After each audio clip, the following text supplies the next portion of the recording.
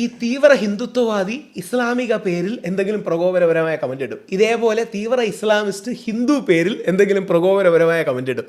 എന്നിട്ട് പ്രകോപിപ്പിക്കും. അപ്പോൾ അതൊരു ഭയങ്കര അത് നമ്മുടെ നാട്ടിലെ ഒരു വലിയ എന്താ പറയുക ഈ അതിബുദ്ധി കാണിക്കുന്നതാണ്. അതായത് ഏതെങ്കിലും ഒരു തീവ്ര ഹിന്ദുത്വവാദി ഇസ്ലാം പേരിൽ പോയി ഹിന്ദുക്കളെ ചീത്ത വിളിക്കും. അത് കേൾക്കുമ്പോൾ ഹിന്ദുക്കൾക്കൊരു വികാരം ഉണ്ടാണോ? അതാണ് അവൻ്റെ ഉദ്ദേശം. നേരെ തിരിച്ച് ഇതേപോലെ തീവ്ര ഇസ്ലാമിസ്റ്റ് ഹിന്ദു പേരിൽ പോയി മുസ്ലിങ്ങളെ ചീത്ത വിളിക്കും. മുസ്ലിങ്ങൾക്ക് പ്രകോപനം ഉണ്ടാകും. അങ്ങനെ ഒരുപാട് അതൊരു മനോരോഗമാണ്.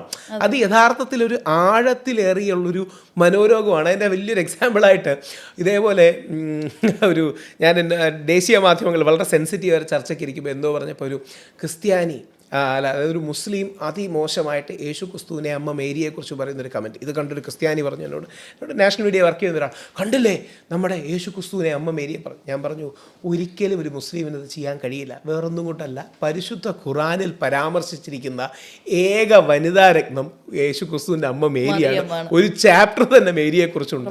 യേശു ക്രിസ്തുവിനെ പ്രവാചകനായിട്ട് ദൈവീകമായി അംഗീകരിക്കുന്ന ഒരു പുസ്തകമാണ് ഖുറാൻ. അപ്പോൾ ഇത് വേറെ ആരോ ഇട്ടതാണ്. കാര്യം ഇവർ തമ്മിൽ അങ്ങോട്ടും ഇങ്ങോട്ടും സ്പർദ്ധ ഉണ്ടാക്കിക്കാൻ വേണ്ടി ബോധപൂർവ്വം ഇടുന്നതാണ്. അപ്പം നമ്മൾ കേൾക്കുന്ന സാധാരണ ഹിന്ദുവും ക്രിസ്ത്യാനിയും മുസ്ലിമും വിശ്വാസമുള്ളവനും വിശ്വാസം ഇല്ലാത്തവനും മനസ്സിലാക്കേണ്ടത് ഇത്തരം കാര്യങ്ങളെ വെച്ച് നമ്മളെ തമ്മിൽ തല്ലിപ്പിക്കാൻ നോക്കുന്ന ഒരുപാട് പേരുണ്ട്.